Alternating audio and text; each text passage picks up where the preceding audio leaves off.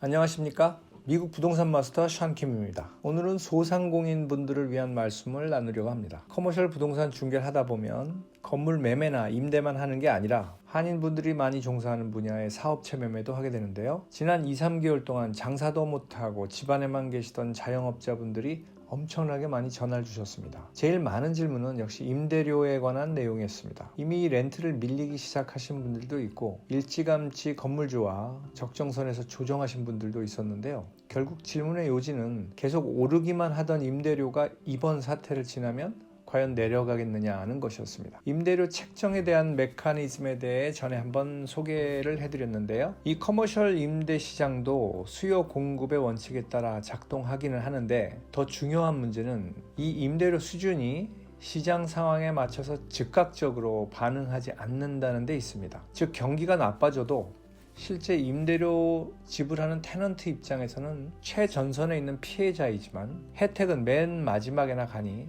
합리적인 구조는 아니라는 것이죠. 대개 3년이나 5년 혹은 10년 단위로 임대계약을 맺는데요. 대부분 계약 갱신, 즉 리스 리뉴얼 때나 되어야 재조정할 기회가 생기고 매출이 줄어서 임대료 부담이 커져도 계약 만기까지는 끌고 나가야 하는데 그러다 보면 운영이 악화될 수도 있겠죠. 그러면 문을 닫게 되는 상황이 올 수도 있겠고 그러면 그 건물에는 공실, 즉 vacancy가 발생하게 되고 새로 입점하는 업소는 시장 가격, market rate이라고 하죠. 이 시장 가격에 해당하는 낮은 렌트로 계약을 하고 들어오게 됩니다. 그런 후에야 같은 건물 내 다른 테넌트의 임대료도 조정 가능하기 시작하는데 이 시기가 바로 임대계약 갱신 때나 되어야 가능하다는 것이죠. 그러니 지금 같은 경제 위기 상황을 제일 먼저 체감하는 테넌트들이 임대료 하락을 기대할 수 있는 시기는 3년 후가 될지 5년 후가 될지 모를 일인 것입니다.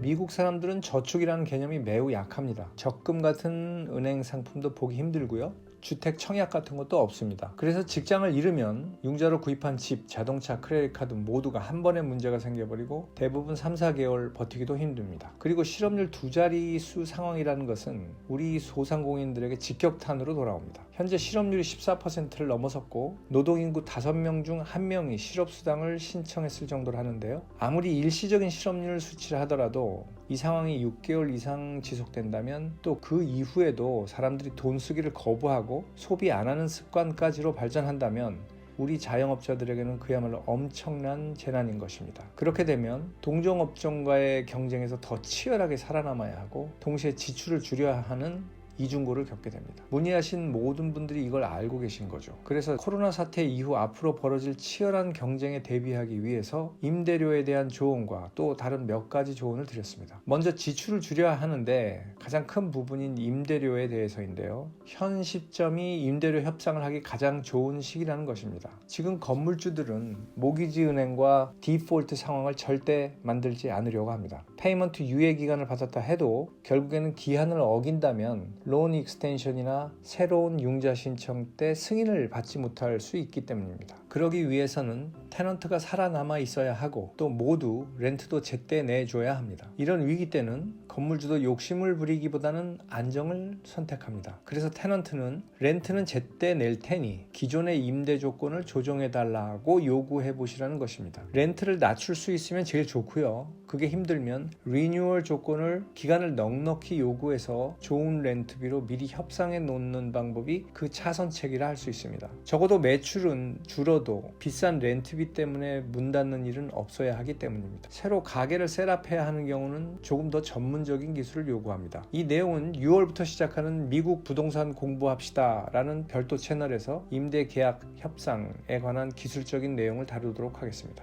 또 다음에 해드린 조언은요. 포스트 팬데믹, 포스트 코로나라고 하는 이 바뀌어갈 세상에 걸맞는 준비된 사업체로 거듭나시라고 말씀드립니다. 식당 하시는 분들은요. 음식 맛있는 식당보다 위생관리 잘 되어 있거나 온라인 주문이나 투고가 편한 식당이 더 인기 있을지 모릅니다. 물건 많이 진열된 큰 매장보다 배송이나 온라인 오더가 편한 소매점이 더 장사가 잘 될지도 모릅니다. 멤버십 관리나 단골 손님 관리가 관건인 미용실, 네일 사롱, 마사지 샵들은 코로나 사태 이후에 다시 돌아온 손님들의 변화된 요구를 느끼게 되실 겁니다. 더 청결하고 더 안전하고 더 편하게 예약하고 하는 새로운 요구들을 준비하셔야 할 것입니다. 그러기 위해서는 기본적으로 스마트폰과 연동될 수 있도록 웹사이트 개설은 필수고요. 페이스북 계정도 만들어야 하고 내 가게 이름이 구글을 치면 바로 나오는지에 대해서도 확인해 봐야 하고 옐프 같은 리뷰 사이트에서 내 가게 평판이 어떤지도 찾아봐야 합니다. 특히 옐프 같은 리뷰를 달 수 있는 모든 온라인 공간을 확인하고 잘 관리해야 합니다. 경기가 불투명할 때는 수수료 비싸다고 피했던 우버 이츠나 도어대시 등 배달 서비스도 과감하게 시도해야 합니다. 아직 불안해하는 소비자들의 심리 때문에 턱없이 매출이 낮을 수도 있습니다. 그래서 지출은 줄이되 투자는 늘려야 합니다. 아이러니한 말인 줄 알지만 이것이 오늘의 제 해답입니다. 새로운 시대 앞에선 여러분들 부동산에 있어서는 현명한 선택을 하시길 항상 기원하겠습니다. 감사합니다. 부동산 마스터 샨킴이었습니다. 구독 그리고 좋아요를 눌러주시면 힘바나 더욱 좋은 영상 올리도록 노력하겠습니다.